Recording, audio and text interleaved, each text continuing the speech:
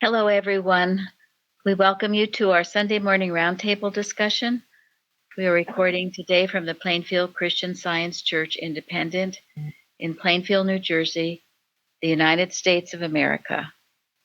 We are so glad you could join us today for our subject on life. And we will start with a morning prayer. This morning I have excerpts from page 92 and 223 of Divinity Course in General Collectanea. All is mind, spirit, God, and this divine mind gives me life, for God is life. Life is action, and this action is harmonious. It is mental life. It is life in mind, outside the body. Science and health is changing the belief that heart is matter and sustains life to the understanding that God is our life, that in Him we live, move, and have our being. This change of heart would deliver man from heart disease and advance Christianity 100-fold. No one can hurt me nor take from me anything that is good. I know no such thing as sin, suffering, want, or disease, for I am a reflection of life, truth, and love. I am never disappointed. The harmony of my being cannot be disturbed because I live in the infinite. Mary Baker Eddy. It's beautiful. Thank you very much. All right, Karen. Watch number 421. Watch that you realize that the connection that exists between pleasure and pain can be said to exist between birth and death, in the sense that one cannot entertain a belief in the former and be successful in overcoming the latter. Death is the logical sequence to the belief that one is born into matter. The answer to the question, "O grave, where is thy victory?" lies in the acceptance of the belief in birth. When one uses his knowledge of science to endeavor to perpetuate harmonious matter, how can he overcome the last enemy, since he is clinging to error rather than destroying it? He is like a man who repeats the scientific statement of being to get rid of discomfort from eating so that he can go back to the pleasure of eating. St. Paul took pleasure in infirmities because they called his attention to the true nature of the belief of life and reality in matter, which one does not recognize under human harmony. To work in science merely to eliminate imperfections in the body or matter exposes the fact that one values the unreal. Such an effort clings to pleasure and tries to fight pain, rejoices in birth, and seeks to destroy death.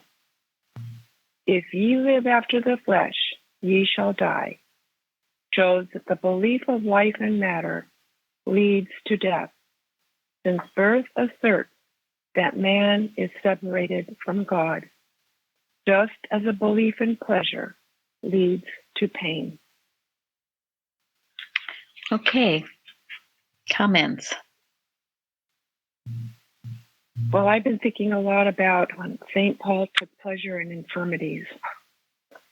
And every time I seem to have a challenge, I just am more quickly to look at it as as an opportunity to know that I don't live in matter, that there's no birth in matter, and that that's what this is all about. It's not about whatever it seems to be. It's going back to I never had a beginning in matter. That's where it all like. Good, thank you. In the prayer Florence gave, Miss Day talks about not being disappointed and not being disappointed because she doesn't rely on matter, and what a good thing that is. And every time you do, you are disappointed. So it's a good thing to be constantly reminded, why did I do that? So. Yes, thank you. Anybody else? Well, I think Christian Science is different, and this is why the difference between what other Christians believe. This life, we have to know it as Jesus knew it. It's above matter. And it says, like what he said, that if you believe in my word, you will never see death. So it's a spiritual life that goes on. When it says life is eternal, obviously it's not matter, living in the matter, that goes away, or that so-called pass on. But the life which is God goes on forever. So, thank you. And what is your motive? Is it just so do you get a healing that you can go back to what you were, or is your motive to advance and learn the true Christian Science, the truth? Thank you. Yes, very important. Herbert Ricky talks about this in his article Immortality, doesn't he? And especially because we do talk about overcoming death, but the birth part we don't maybe talk about so much. And he does. And he asked, "Don't you remember when you were here, there? Or don't you remember when you heard the Beatitudes? Or don't you remember?" It's challenging you to emphasize that you had no birth and there will be no death. And that's why when I've said, whatever human event is coming up, you must put your armor on, and that includes the birth of children or babies. Everyone's always so happy and rejoicing, and I am too. But you've got to remember that is a belief that they're born into matter and that they will die out of it, and you've got to make sure you are working on that from that point, and know you be their fairy godmother, as in Sleeping Beauty. You're annulling all these beliefs about a child. They're not born into matter. They've always existed, and they always will exist as a child of God. And she says that they're spiritual representatives. So Yes. I think a lot about that. Yes, Spiritual babies and kids. Yeah, spiritual representative of life, truth, and love. And that's in the glossary. Who's trying to speak? no, I was saying, and also to think of it as born of God, born of spirit. There's a birth. This is a good thought for me. Yes, that's beautiful. Yeah. And Mrs. Eddy does address this in Science and Health, and she says that there won't be this going on, this type of material birth. But it's all in the textbook, all of it. And I've always liked this. I've given it to many people in Teaching and Addresses by Kimball on page 130, the treatment for pain. When mesmerized by pain, turn and say, "I know what you are. This is not pain or a belief of pain. It is a belief of mind in matter, a lie of belief without a believer, nothingness claiming to be something. I am not afraid. I am spiritual and so immune." So it's a belief of mind in matter, which is life in matter. And ultimately, when you have a pain, this is what you're believing. You were born into matter and it's aching, right? So you got to go back and remember who and what you are. And yes, no birth into it, no death out of it, immortality. And shout it, the rooftops, if you need to get your thought to where it needs to get to. Or stamp your foot. Or stamp your feet, right. I've done that. Right. Yeah. In other words, resist the devil. Because it's a devil thought. That's all it is. And it's very aggressive, and this is what makes Christian Science so radical. Who else thinks this way? Nobody. And if you were to say it to people who know nothing of it, they think you're crazy. So it's radical.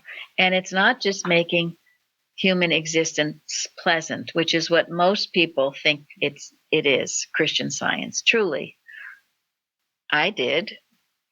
You just try to make matter more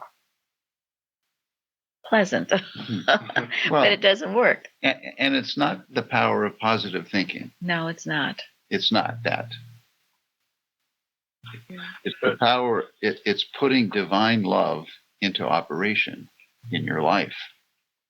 Is what it is. But I do think it's true that your motive and your desires kind of match your understanding. So, when you first start, if you're desiring it just a healing for healing's sake, that's just where you are at the moment. And thank you. That's it'll right. Continue on from there. You're not inherently bad for thinking that. No, that's right. It's only when you continue and don't really study the textbook and don't bother to get a deeper understanding of it. And this is why we do what we do, because it requires a deeper understanding to practice this. And there's nothing wrong with wanting to feel well. There's nothing wrong with wanting to have good health. It sort of depends on your motive, like Jeremy said. Sharon. Sharon. And so if you want to feel well so that you can do what God has for you to do here, so that you can bless others better, if that's your reason for wanting to feel well, you will be blessed by that motive.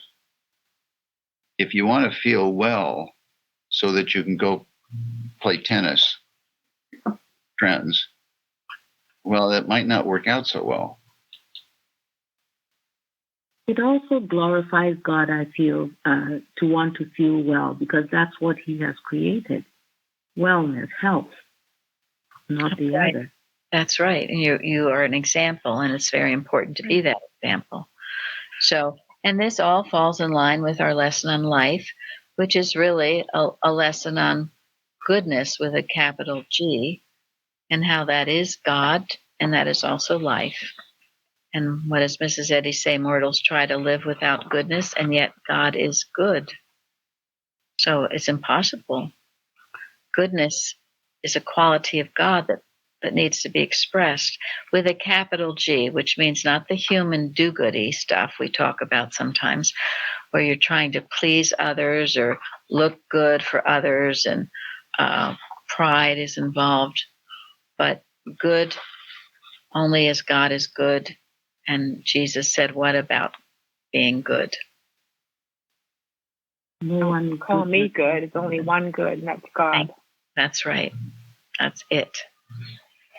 And Mrs. Eddy said that too. She didn't want anyone thinking of her as good. There's only one good, and that is God. And that keeps you humble, and it keeps you safe. And that's why she told her students, only follow me insofar as I follow the Christ. I just want talking about no birth. I use Christmas Morn, the hymn Christmas Morn, a lot about when thinking about no birth. I think everything is in that hymn about the fact that it's not just about Jesus, it's about and his birth, but it's about birth and who we really are, and dismissing no cradle song, no natal hour, mother's tear, above all mortal strife, no cruel creed, I love this hymn in regard to handling this belief of birth and matter. Yeah, thank you.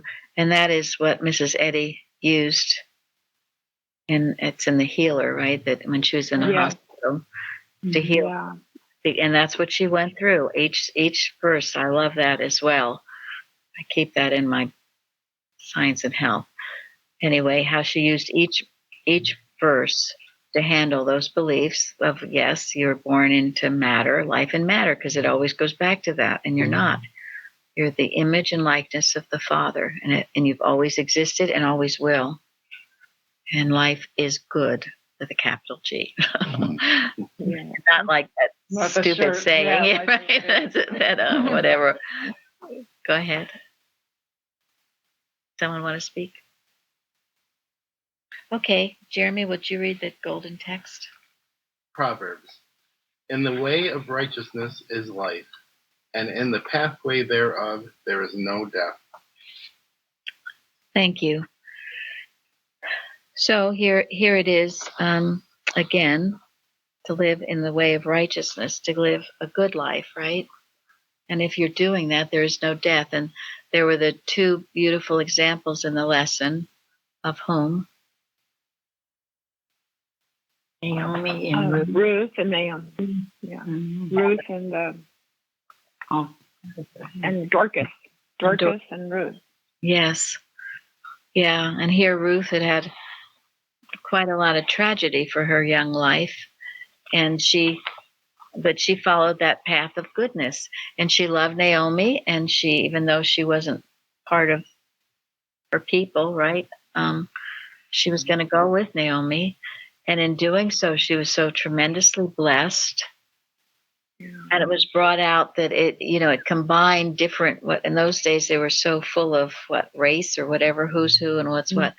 But, she came together with Boaz and had Obed and eventually David and then eventually Jesus, which shows, again, breaking through those false barriers of who's who and what's what according to human opinion, which is valueless, as Mrs. Eddy says. So it's such a beautiful story. I think it's one of my favorite ones in the Bible. Yeah. And it was her goodness. And then Dorcas too, doing all these good deeds, and it was that goodness that brought her back. And so she could continue to do those good deeds. And really think about what evidenced her goodness. I mean, what was it what was the goodness in her? Well, she gave her Christliness. Yeah, I'm talking about Ruth. Oh, Ruth. Yeah, I'm sorry. Oh. Yeah. It was love. Well, and she recognized the highest concept of God that was in the world at the time, right? Mm-hmm. She said to Naomi, "And your God shall be my God." She recognized. I mean, and Naomi's God was the Hebrew God that was the highest concept of God at the time, and she recognized it. She felt it in her heart, and she wanted it above all else. He was kind of like the female Abraham, leaving her people, leaving her country. Yeah, she was willing to leave all behind to do this. And that Mrs. Eddy's other hymn, "It matters not what be thy lot, so love doth guide." And that's always the question to ask yourself about making a move, about changing jobs, about anything that you do. Is it love that's guiding you? Love, again, this time with a capital L. Love for God and man. In Miscellany, Mrs. Eddy says, and we quote this a lot, but as an active portion of one stupendous whole, goodness identifies man with universal good. Thus, may each member of this church rise above the oft-repeated inquiry, "What am I?" to the scientific response, "I am able to impart truth, health, and happiness, and this is my rock of salvation and my reason for existing." So remember that every morning when you get up. That's why you're existing. That's why you're here, because you are able to impart truth, health, and happiness to others. It's a wonderful reason to exist. Okay, Chardell, tell me about your contribution. I did write much about it because it's all there. These songs are so beautiful. I found myself reading it over and over again. all the words, pick them out and take them, and even take the fruit of his season. Your Well, just read it to us. Oh, read it to us. Oh, okay. Responsive reading. So blessed is the man that walketh not in the counsel of the ungodly, nor standeth in the way of sinners, nor sitteth in the seat of the scornful. But his delight is in the law of the Lord, and in his law doth he meditate day and night. And he shall be like a tree planted by the rivers of water, that bringeth forth his fruit in his season. His leaf also shall not wither, and whatsoever he doeth shall prosper. I have set the Lord always before me, because he is at my right hand. I shall not be moved. Therefore my heart is glad, and my glory rejoiceth. My flesh also shall rest in hope. Thou wilt show me the path of life. In thy presence is fullness of joy. At thy right hand there are pleasures for evermore. It is beautiful. It is wonderful to read it and think about it and know that's the truth about you. All of those things and all of this is, people are on the pursuit of happiness, but this is where it is. And in doing good and being good will make you happy and peaceful, prosperous, everything, and not withering, not getting old. There was a article, I mentioned this probably many times before. I have it in my article on the website called Time is Not Toxic. And it was in an article in an old copy of the New York Herald Tribune from the year 1948. And this was in the box of things that we received from the Herbert Eustace Foundation. A group of medical specialists and surgeons had been researching the process of aging. They came to the conclusion that anyone experiencing a lack of vigor or any other disorder due to age was suffering from what they termed time neurosis. The report stated that every human tissue is endowed with potential immortality, and there was no good reason for anyone to get old and decrepit. Anyone who was experiencing such symptoms had submitted to the prevalent superstition that time in some way poisons a system and causes one to grow old. And how about that? So why isn't this shouted from the rooftops? It should be. It should be, but it's not, because the drug companies don't want it shouted from the rooftops. You can't make money from it. No. And it was a very small article, but my gosh, it blew me away when I read it. And I said, wow. And I know we have been also taught here, that's medical, that your cells, this is on a human level, but your cells renew themselves every 7 years. God made all things beautiful in his time. We don't have to accept all these beliefs. And Mrs. Eddy says in Science and Health on 245, decrepitude is not according to law, nor is it a necessity of nature, but an illusion. How about that? And that is why it's been one of our watching points when Mrs. Eddy says, and I'm sure it's in Watch's Person Arguments or the Blue Book, but anytime you see a falling leaf, or anytime you see any type of age, so-called age, what are you to do? You were to say, there is no death, or there is no decay. Thank you. And Thank you. That's why she knew the answer. That's why you knew the answer, because you do it. There is no death and there is no decay. We're to be knowing this. If you've noticed anytime in news articles, the first thing they say, so and so, and they give their age, right? So then you can place them. No, thank you.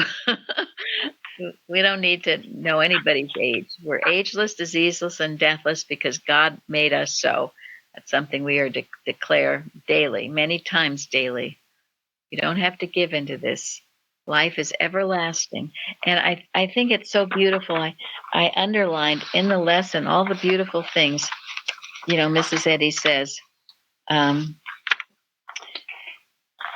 like, shape our views of existence into loveliness, freshness, and continuity, the radiance of soul.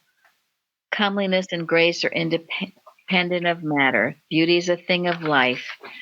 And we reflect the charms of his goodness in expression, form, outline, and color. Each successive stage of experience unfolds new views of divine goodness and love. And I think she says that twice. Yes, each succeeding year unfolds wisdom, beauty, and holiness. Is that what you're expecting? That's great. Every succeeding year, each successive stage, and then that all the varied expressions of God reflect health, holiness, immortality, infinite life, truth, and love. And that love giveth to the least spiritual idea might, immortality, and goodness, which shine through all as the blossom shines through the bud. How beautiful. For people who are newcomers, that was so helpful because when I first came or recently after, I thought, yeah, I must be the least in God's kingdom because I didn't know much. But I said, even then I could have those qualities. Thank you. That's beautiful, Craig. That's so true. Yes, everybody, everywhere expresses this. And you can see that the shining faces, and Craig certainly has a shining face and always has. That's the Christ shining through him. And it should be shining through all of us. It's just beautiful to think on these. And I often give people those pages. They're pages 244 to 248 in Science and Health, which deal with age and beauty and yes, not submitting to these beliefs. And I love, what Mrs. Eddy says about it. We have an article online called Age by Mrs. Eddy, and we have it on audio as well. I listen to it very often. It's good to be reminded and, renew your faculties, your hearing, your sight, your everything, fresh, young, and beautiful. Why not? You have a choice. Why not choose the good? Choose the good, yes. And so, Nancy, will you give us your definition of goodness that you sent? Yes. Kindness, benevolence, acts of kindness, charity, humanity exercised, and mercy. That's from Webster's. Thank you. 1828. Yes, 1828. Anything else you want to give us? Yeah, I loved in miscellaneous writings, Mrs. Eddy said, if you seek the Anglo-Saxon term for God, you find it to be good. And since God is good and the quality of God, I just think it's so clear that the more that I express these qualities in how I live and think and treat others and am toward others, I'm departing from what is materiality, and I'm walking closer with God into spirit and infinite life. I was really grateful for this lesson. I loved it very much. Oh, thank you. Yes, and that was your quote from Science and Health. Every step toward goodness is a departure from materiality and is a tendency towards God good, spirit. Now, and we can all be these things, these expressions of goodness. We can be kind. We can be benevolent. We can do acts of kindness, have charity, humanity exercise, mercy. Is there anyone preventing you from doing that? I don't think so. I don't think so. And those that do are happy as well. In an article that Carrie sent, Origin of Happiness from an 1887 journal. It's by an A. Lang. He writes, or she writes, "There is no true happiness which is not the outgrowth of righteousness. Whoever performs a kind act not only contributes to his own real possessions, but he will have a present consciousness of right doing and receive the reward thereof. The more we do for others, the greater will be our reward, which is real joy, the offspring of righteousness. Therefore, only the righteous are truly happy." And we certainly see that, don't we? So it's not dependent on how much you own or materially things. Not at all. It's how much you give out and love. Now, another article that I really love that she sent me, which was from our exchanges, a 1910 issue. And by the way, today is Mrs. Eddy's birthday, July 16th. So anyway, this is on the word meditate. "In his law doth he meditate day and night." Okay. Democracy and the modern church require that all men shall be great. The modern social, industrial, economic problem requires thinking masses as well as leaders. Here is our danger. There is only one remedy. That is to get back to great thoughts and great books and great sermons and great interests again. The ancient poet was right when he said, "I will meditate in thy precepts." It made him great. Meditation on great truths makes corresponding minds and hearts.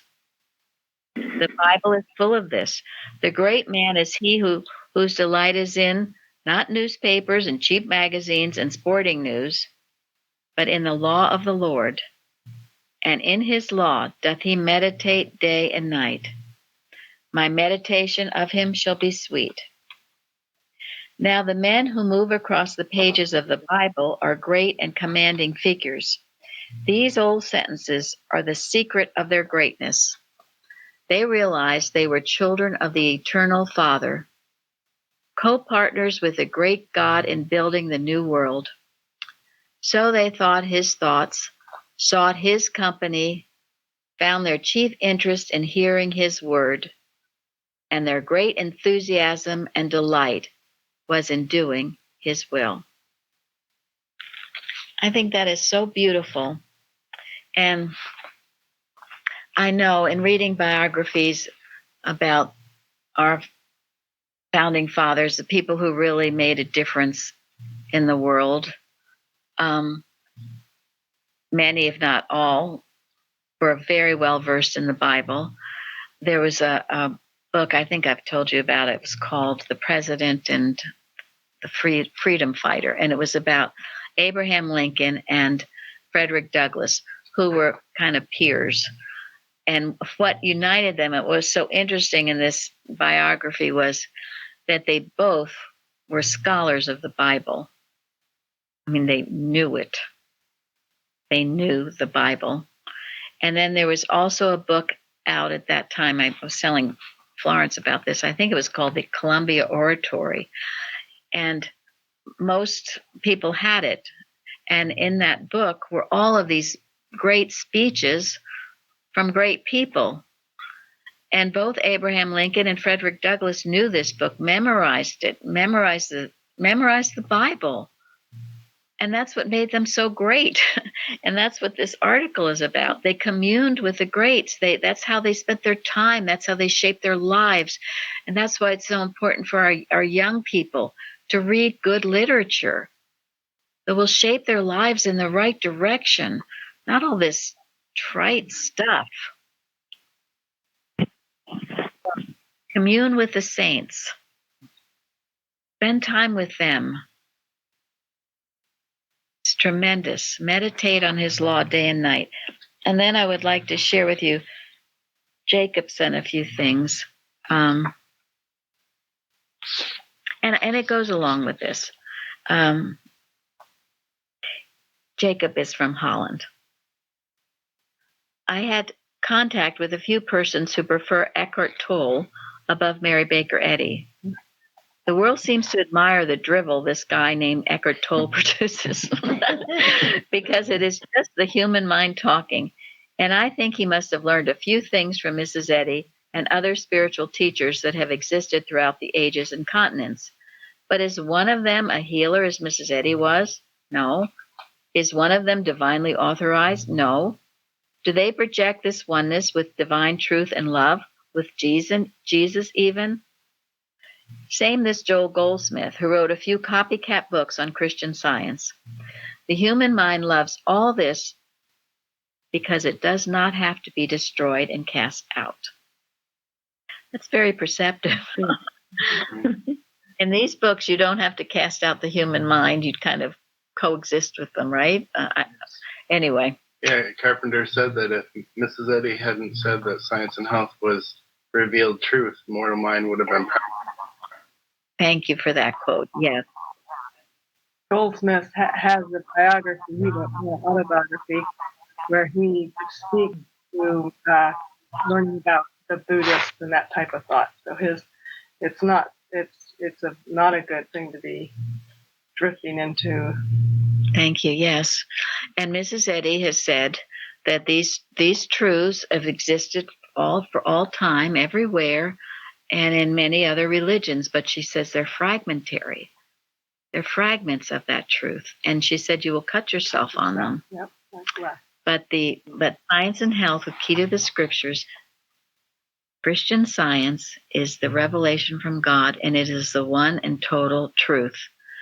Now, as an independent church, I will add that, we don't tell people what to read. And I have at times years ago read various books, New Age books and things like that. And if, you want to be interested or find things out, you do whatever God directs you to do. But I am saying ultimately, Mrs. Eddy has this truth, and it is the truth. And these other ones, Jacob says it very well. They're drivel, they're copycats. You will get to a point when you really know your science. When you read these other books, they will repel you. That's why you've got to know the science, though, because if you don't know the science, you can get confused or taken off by it in the highways and byways of mortal mind. Thought against Mrs. Eddy and almost say that, well, she didn't have the full right way, but this is the way. And that's not a good. And that leads to confusion and mix up. And while you should be spending your time on the truth, companioning with the real ones who knew this truth. And there are many, as was mentioned, outside of science who know the truth, live the truth. But it is Christian Science that you want to spend most of your time with, and the Bible, and yes. And Mrs. Eddy's life. And Mrs. Eddy's life. And I'm so glad now some of you are beginning to read her biography. Some of you never have, or did years ago, or just read the Peel books. And thank God. You have to know what she went through, what she dealt with. You have to appreciate her life, who she really was. When you know the facts, you cannot be tricked by the counterfeit. I'd read that only years ago, probably about 5 or 6 years before coming here. And, the assumption is if you're reading that kind of book, you want some sort of practical roadmap on how to move forward, and he provides none of that. And I almost never did this before, but when I was almost done, I just realized it was garbage and I threw it away. Me throwing away a book is the worst thing for you. Thank you. And they also say that you're like the sum of the 5 people you hang out with. And, if you hang out with losers, that means you're a loser. And if who you read and all this is trash, you're hanging out with people you should not be hanging out with. Mm-hmm. And Zari told us a while ago, she knew that this guy, Eckhart, went to the Hamburg church in Germany. So he did know this science, and he took it. It was plagiarism to me. And once probably took the palatable parts out and made it, and he's made millions and millions. Oprah made him very successful, and I took a peek at his book once because Oprah said how wonderful it was, and I said, "My gosh, he's talking about mortal mind." He says, "It sounds like me," and I threw it out too. I ripped it up and I threw it out. And I give no credit to Mrs. Eddy anywhere, no or credit. mention of her or anything. Right. One beautiful thing, you told us to read more Mrs. Eddy. The Power book I started again, and even far into it, but as he was, he appreciated it. He was a reverend of sorts, I guess, but he appreciated the life that she lived. And the person who wrote the prologue, and that life, he was willing to stand up as a regular Christian to all the insults that were being thrown at her, I guess, during court filings, because her life was so good as just a regular Christian. And he said, all of you, just look at it for what it is, and it is what you've been claiming to want to live. And it's so beautiful. It's so kind. It's so healing. Nothing else has been like it. So people outside of Christian Science at her time, because their life was so right, could see it. And it did great things. Thank you very much. Thank you. And in a way, this goes along, last week it was talking about the engrafted word, getting that word in you, engrafting it within you. And to be a doer of the word and not a hearer only. So now we have, how you do it and all this goodness. And Jacob wrote something else that was very interesting. He said, and he saw this on television, it's a grafting of the tiny new wine plants on the old stumps in a vineyard. It was in Sardinia. And the young plants would die because of the drought and the heat. But since they are on the stumps of the old vines, they have the benefit of the deep roots of the old vines that have stood there for ages and reached the water deep in the ground. So think about it. Stand on the shoulders of giants. And then did you write that? Was that in? Yeah, we saw that show, Hidden Saudi Arabia, and they had this oasis that had a whole bunch of orange trees there, and they said that the oranges won't grow there on their own, but they have to graft them all onto plants that will grow. But they have this huge tract of oranges, so it works. It works. Yeah, I think it's a practice in many countries, really. I've seen it before, engrafting. Isn't that wonderful? Yeah. So it's a good concept. And Jesus used that concept to illustrate his relationship with his disciples and his relationship with God, didn't he? Yes. I am the vine, my Father is the husbandman, and you are the branches. Yeah, I love that in John. I mean, it is a totally practical analogy that if we engraft our minds onto the truth as it has been revealed to us through people, giants like Jesus, like Mrs. Eddy, then the roots are so deep, we will survive anything and flourish and produce fruit. It's beautiful. It also illustrates our unity, this oneness that we read about. Absolutely. Yeah. Thank you. Yeah, that's one thing I'm practicing more and more, this idea of just acknowledging my oneness throughout the day.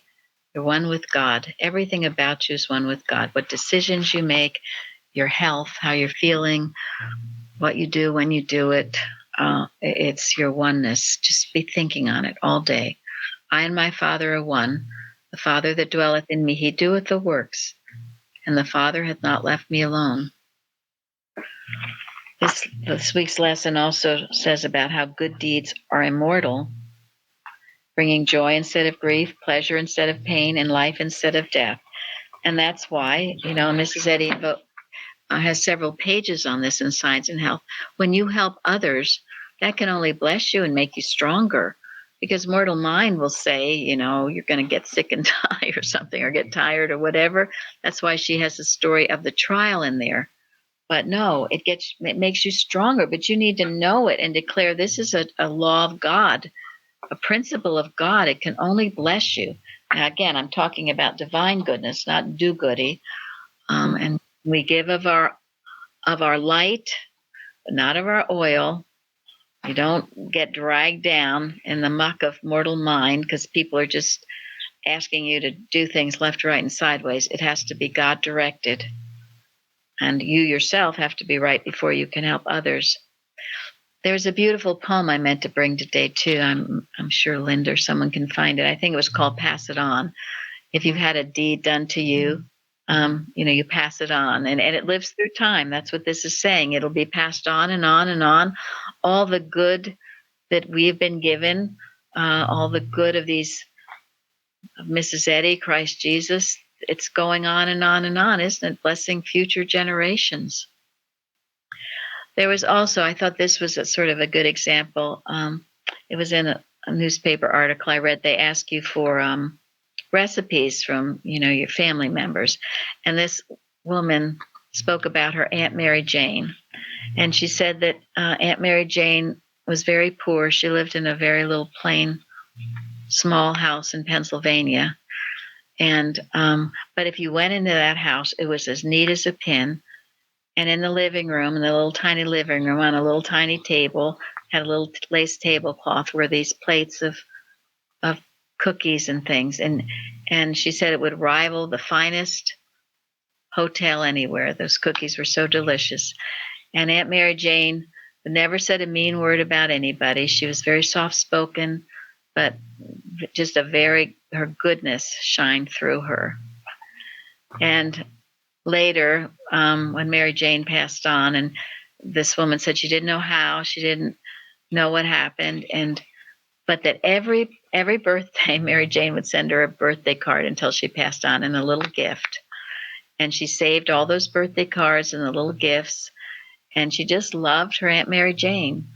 And she said then, years later, when she was looking through her mother's cookbook, she found a recipe of her Aunt Mary Jane, and that was what was in the article. But when I was reading the articles, tears were streaming down my face because it touched me so. What little things you can do for others that are immortal. They are. That doesn't take a lot to do what Aunt Mary Jane did, but it was remembered. And now her recipe's gone around the world in this newspaper article. Anyway, Gary said, well, Mary, that's not a sad story. That's a happy story. So I'm sure it is a happy story, but it just goes to good deeds are immortal. Pardon me? Happy tears. Happy tears, yes. So remember that, and remember the kindnesses that have been expressed to you that you remember to this day. Mrs. Evans would always talk about after church, when she was a little girl in Sunday school, there was one of the senior members of the church always took her for a little walk and would give her a piece of chewing gum. And she said she just loved that lady, and she loved walking around and talking with her and chewing gum. And she remembered it all those years. So it doesn't take a lot. It just takes kindness, thoughtfulness, what Nancy read us, the definition of goodness, and to live that life of goodness. There's so much other rude and unkind stuff that goes on. So let's express the kindness when we can. So anyone want to say anything? All right, well, just remember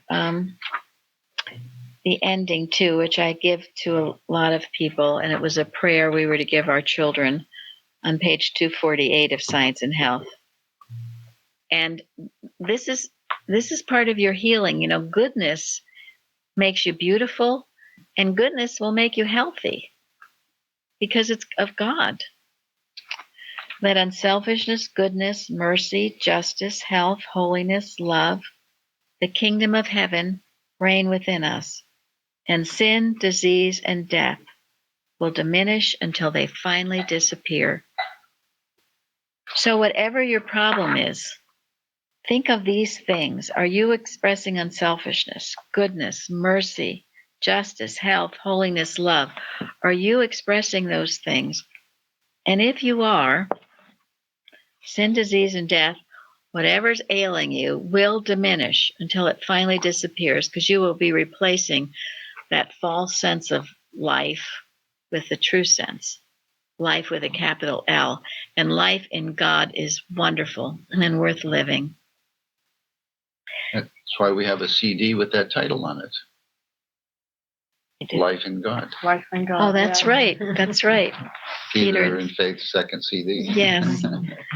So we're going to end today from miscellany, passages that I love. And part of it was Amanda read it Wednesday night. But so beautiful what Mrs. Eddy says. It's her address to the Concord Church, February 1899.